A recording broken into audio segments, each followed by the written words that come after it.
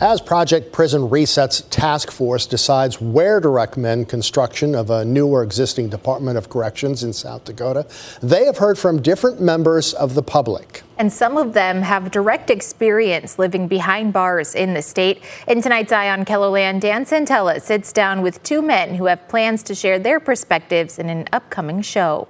As the lawmakers and leaders of Project Prison Reset's task force consider how to help guide the future of corrections in South Dakota, Steve Harrison of Harrisburg and Ryan Vandenhoek of Sioux Falls have stepped up to the microphone at the group's public meetings. Consider the success stories. I'm here sitting today, 2.5 years out of prison, and I would just, not boasting, but just saying, I would consider myself a success story. I would just encourage and implore all of the members of this committee that if the decision is made to eventually build a new facility or to repurpose existing buildings, whatever the case may be, that vocational training and mentorship be towards the very top of the list of what is given priority to and what money is being allocated to. The two friends share a formative experience, significant time incarcerated that began in their teenage years. The now 43-year-old Vandenhoek was behind bars from age 16 to 40, and the now 41-year-old Harrison was incarcerated from age 18 to 39. So much of my life was changed and formed inside a prison system. I gained maturity while there, so I felt like it was important. I felt like I was called, to go and just speak up on behalf of those who are sometimes voiceless. Was there a positive effect on me being in prison? There absolutely was.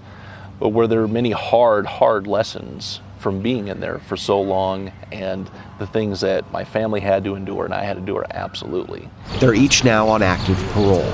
They're also launching a show which will soon appear on YouTube and Facebook called Unconfined Conversations. Incarceration in one part, but also this transition to normal free life, and just helping promote that conversation about resources, about things that have helped us, and really just kind of pointing people in the right direction. The purpose of Unconfined Conversations is to be able to shed light on issues regarding incarceration and corrections, focusing mostly on the men and women who have experienced that in their lives. And the things that go along with that, such as PTSD, such as mental health issues, family dynamics that are affected through incarceration. For someone who hasn't spent time behind bars, the days and weeks and months and years spent there can seem unimaginable. For Vandenhoek and Harrison, that was life for more than 2 decades.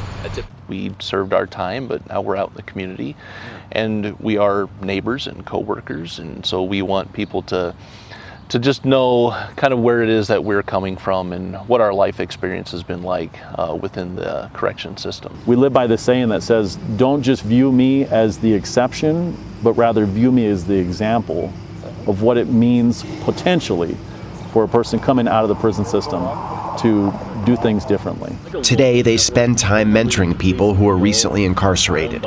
It wasn't so long ago at all that they were in the same position. At the end of the day, when somebody goes to incarceration, what's your hope when they're released?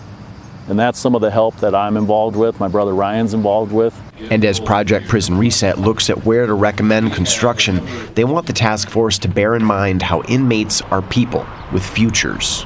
Parents and friends and loved ones.